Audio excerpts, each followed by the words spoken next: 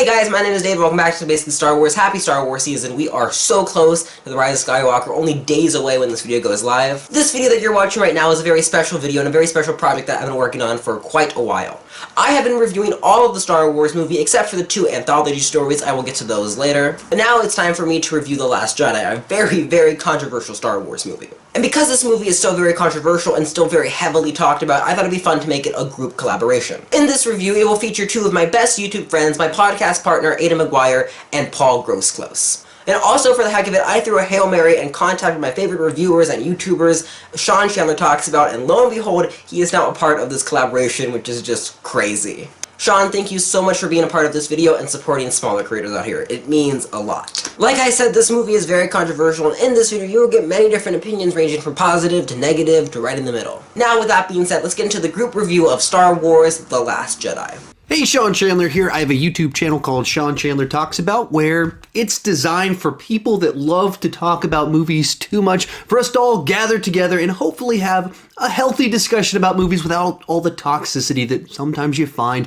in the comment sections on YouTube. But if you love big franchises, my channel is the place for you. Speaking of big franchises, we are talking about Star Wars today, specifically The Last Jedi. Hey guys, what's up? My name is Aidan. I'm a young filmmaker, actor, and YouTube content creator for my YouTube channel, Aidan Films. I create videos all about filmmaking, pop culture, and the creative process, along with making a weekly podcast with David from Basically Star Wars, whose channel you are watching right now. I want to give a big thanks to David for letting me join him on his channel today to talk about one of the most interesting movies in the Star Wars franchise, being The Last Jedi. Hey everyone, my name is Paul Groseclose, and normally I make videos about social media and the influencers on those platforms, but today I'm going to be talking about Star Wars, The Last Jedi in particular. And of course, thank you so much, David, for having me on your channel. My opinion on The Last Jedi has flip-flopped back and forth many times. Walking out of the theater, I was disappointed. I hit it because I wanted to love this movie, but walking out, I was disappointed. To be quite honest, the reason I was so disappointed is my own fault. I had these wild theories. I'm not talking just casual theories like, oh, I think,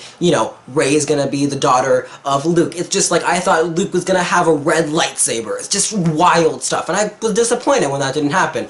But really, that was just my own fault. But rewatching this movie and really studying the movie, like I studied this movie, I have come to love The Last Jedi. My love for The Last Jedi comes from the theme. It's definitely a different Star Wars movie because the main theme of this movie is failure. On first viewing, that's maybe not the best thing or most enjoyable thing to watch in the theaters, but rewatching this many times, I have come to love the decisions that were made in The Last Jedi. I fall into the category of people that thought that there was some really cool direction that happened with the film, some cool sequences, but in general, I really did not like where Rian Johnson took things. His vision for where these characters would be at, what would be an interesting way to do something different with it, to answer certain questions, was a lot more frustrating for me than if he had given me more of what I was hoping for. It seemed like very much his goal was to do something unexpected, which when you have an unexpected surprise that's good, it's a good thing. And when it's an unexpected surprise that's a bad thing, it's a tragedy. It's a bad thing. And this one fell a little bit too much into that category for me. The Last Jedi was definitely a controversial film, and my thoughts are very, very mixed. The first time that I saw the film in the theaters, it felt lackluster. I mean, I enjoyed the film, but I wanted more. As I saw the film for the second time with a friend, I actually enjoyed it more. As a movie, not a Star Wars movie. But after the end credits rolled and my friend got up and said that it absolutely sucked, I kind of took that mindset. Because there was a really big part of me that agreed with him. Overall, I have very mixed feelings about this movie. I definitely think it was better than Rogue One. That's fairly obvious. Rogue One, in my opinion, was a hot mess. Disney's creative control in this movie was very noticeable, and it was quite easy to see how Disney's ownership of the Star Wars franchise was changing it for better or for worse. The more and more that I talked to my friends and my family, the more and more I had a distaste for this film. Sure, I really enjoyed the scene with Kylo and Rey where they were fighting with the royal red guard thingamabobs, but other than that, I mean, there's not much that I remember from the film that I enjoyed. The throne room scene is a very cool looking action sequence that is also gorgeous. Like, it's cool choreography. They're doing neat Jedi Force user type things, but it's also shot in a way that's pretty gorgeous. I like the cleverness of the Luke stuff at the end of the movie. At the same time, I was kind of disappointed that they... I think with the Luke thing, if they had done that Mirage stuff, but we also got some other scene where he really just did throw down and you got to see Luke in full form, I'd been fine with the stuff at the end. But just as a scene in and of itself, the fact that Luke has learned to win the fight without needing to fight, that is a very Jedi thing to do. So I enjoyed that aspect of it. It's just in general, I think it's a movie that has a good eye. It's shot beautifully. Starting off with the good things, it was really cool to see Rey's character grow throughout the film and see her being trained as a new Jedi, and I really did enjoy seeing the storyline continue. The action sequences and CGI were of course amazing, and it's really cool to see how far technology and the filmmaking process has come since the very, very first Star Wars movie. And I think the movies have a lot more potential now that CGI and the like have caught up to what the Star Wars vision is.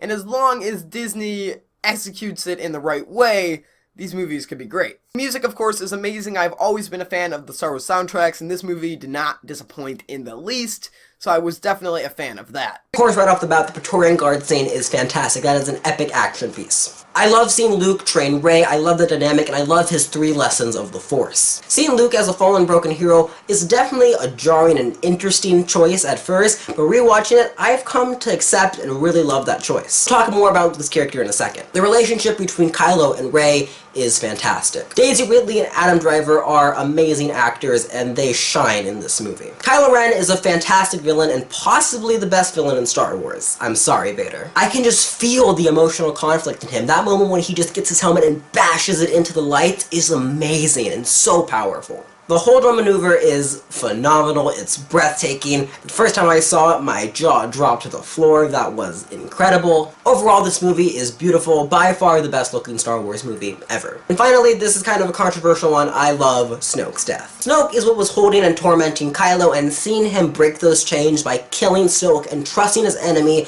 aka Rey, in that moment, just makes him such a fascinating villain. Now, I was one of those people who's like, Snoke is Darth Plagueis, and when I saw him die, I'm like, well, dang it. Second viewing, third viewing, and many more viewings, I've come to really love that decision. That is something that Kylo's character would do. Honestly, if someone said, Snoke is Plagueis, no one would care in the movie. Rey wouldn't care. Kylo might care, but really no one else would care. Canto Bite absolutely sucked. Finn and his casino trip and the messaging even inside of it is bizarre.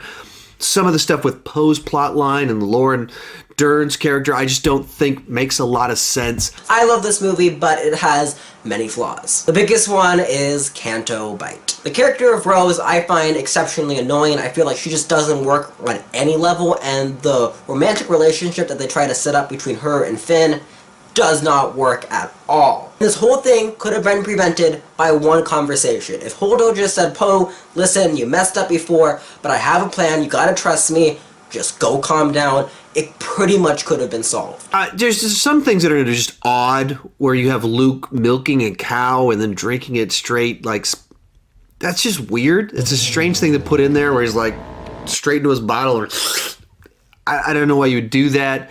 There's some real hokey jokes there with the porgs. I do feel like there was quite a bit of comedic relief in this film, especially near the beginning, and this is not Spaceballs, and in my opinion, I feel like it was overused to the point where it takes away from the grittiness and the realism that Star Wars could be.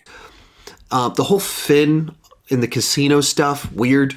It's just such an odd rabbit trail that raises so many questions. Like, they're being in a high-speed chase, high stakes, and they're able to go to a casino and come back? I don't think that makes a lot of sense. The Rose character, I don't think worked at all in any regard. I mean, I don't find it particularly compelling, and then her relationship with Finn felt strange. The romance, even stranger. The part where she, like, crashes into him, insane. I mean, just really odd stuff. There are still some little moments about this movie that I don't like Luke throwing a lightsaber behind his back. I have never liked. I think it's just dumb and irritating. The comedy in this movie just sometimes does not work, feels too modern. Stuff like that just bugs me out the film. It wasn't a bad movie, and I can enjoy the film as a film, but not a Star Wars movie. It was just mediocre, and flying Leia didn't help one bit. As someone who immersed themselves in lore before watching this film, I was so utterly disappointed walking out. Like I said, I wanted more, and it felt like a middle finger to everyone who cared about a cohesive story. As I mentioned, I pretty much like the direction that they took Luke Skywalker in this film. I would have liked to see a Luke that's a little more optimistic. I think that would have been more fun to watch, but I still enjoy this kind of like character study of Luke. I know he was very optimistic in the other movies. Remember, people do age and change. I am a different person than I was 5 years ago, and I'm going to be a bit of a different person than I was 5 years in the future. Ideas on the world are going to be different. Star Wars movies are going to be different. People's mindset just change. Kind of unfortunate, not always the most fun thing to see in fantasy movies, but it's just true. Talking a little bit about Luke's character, it was interesting to see how he had shut himself out of the Force,